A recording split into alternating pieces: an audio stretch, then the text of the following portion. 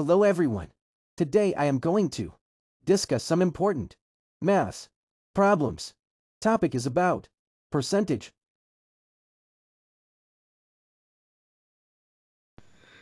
Hello everyone. Bottom question to ana hol je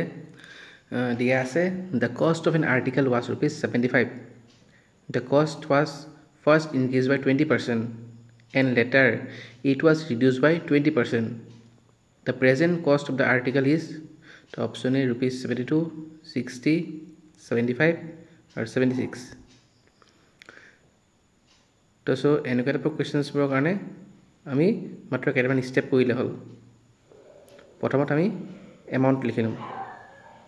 amount is 75 second পাৰ্টটো কি হ'ল ইয়াত ইনক্ৰিজ কৰাৰ কাৰণে মই বঢ়াই দিম 20% তে 100 + 20 120 by 100 সেকেন্ড ষ্টেপ কি ৰিডিউস আছে ৰিডিউস মানে কমি গ'ল তো 100 পৰা মই 20 মাইনাস কৰিলো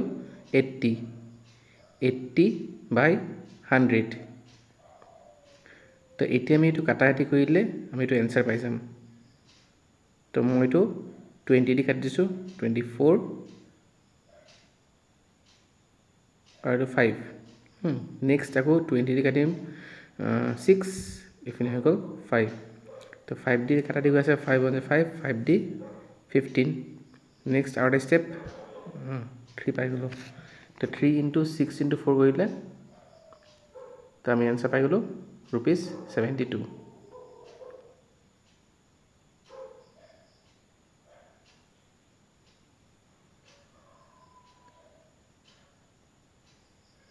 Second question to ani hajo second question dise ki each side of a rectangular field diminishes by 40%. By how much percent is its area of the field diminish? তো কি হল rectangular field to দুটা সাইডত 40% কমি গৈছে তো এৰিয়াত কিমান percent কমি গৈছে ন কোৱেশ্চন দি আছে তো ফৰ্মুলা আছে কি x + y + x * y / 100 তো এই ফৰ্মুলা আমি ইউজ কৰিম ডিমিনিশ কৰা কাৰণে আমি মাইনাস কৰিব লাগিব तो सो -40 सेकेंड पार्ट को -40 x - y -40 तो माइनस में प्लस हो गल प्लस 40 * 40 by 100 तो -80 हो गल प्लस 0 0 काट हो गल 4 4 16 तो माइनस करिले मैं पालो माइनस आंसर -64% तो माइनस बस्तुটো কমি আছে So option B 64 option D দিলো এইবোৰ কোৱেশ্চন ইজি কোৱেশ্চন হয় এইবোৰ কোৱেশ্চন পৰীক্ষাত আহি থাকে next question the x percentage of y plus y percentage of x is equal to option A x percentage of y option B 20% of xy option C 2% of xy and option D 2% of 100 xy so এনেকুৱা এটা question পৰীক্ষা দি থাকে তা question কি দিছে লিখি লও যে x% of y plus y percentage of x লিখিলো তো পার্সেন্ট সিম্বল তো গম পাই 100 আমি ডিভাইড কৰিব লাগে হয় নাই তো কি হল x by 100 into y plus y by 100 into x তো x into y equal xy by 100 plus it is same xy by 100 तो एलसीएम टाइप কৰিলে হৈ যায় 2xy by 100 তো এর মিনিং কিনো যে 2 by 100 into xy 2 by 100 বস্তুটো কি আছে 2% বুঝা হয় নাই 2% of xy তো অপশন সি বস্তুটো বুঝি পাইছে নহয় তো নেক্সট কোৱেশ্চন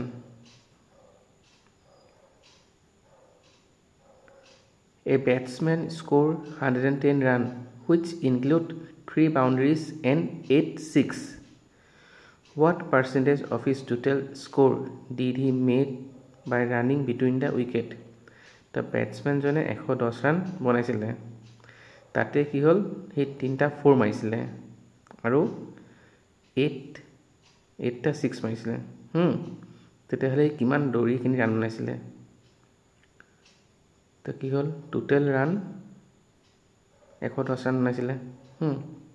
110 ৰান হল টোটাল ৰানটো তাৰ পিছতে কি হল 6 মাৰিছিলে হি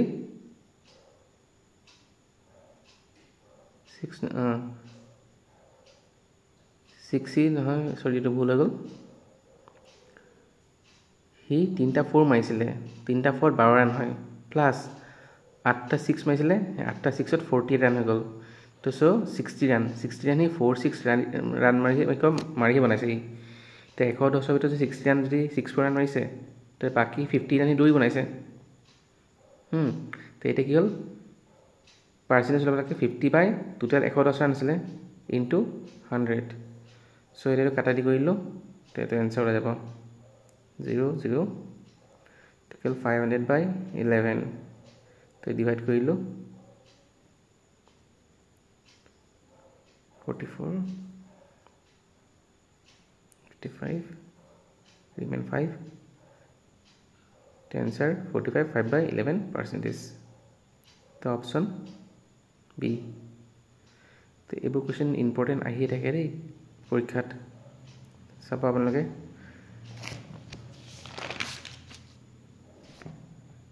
next question কিছেনো 3 candidate contested an election and received 1136 7636 11628 vote respectively মানে তিনজন ক্যান্ডিডেটছৰ টোটাল ভোট দি আছে কোন পাইছিলে তো দি আছে তো what percentage of the total vote did the winner candidate get তো উইনাৰ জনে এটো পাই গম পাইছো আমি 11628 উইনাৰ জনে ভোট পাইছে আৰু টোটাল সব মই এটা প্লাস কৰি দিম তো কি হ'ল 1136 প্লাস 7636 প্লাস 11628 তো তিনটা প্লাস কৰিলে হৈ যাব আপোনাৰ 20400 তো এই টোটাল মই এটা লিখি দিলো 20400 ইনটু 100 তো এতিয়া আমি পার্সেন্ট লৈ নিম 0 টাকা দিলো তো ডাইরেক্ট ডিভাইড করছে সব 11628 ডিভাইড 204 তো 5 5 for 20 আর এখানে 5 to 10 go to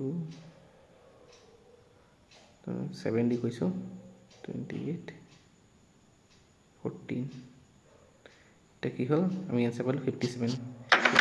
percentage the answer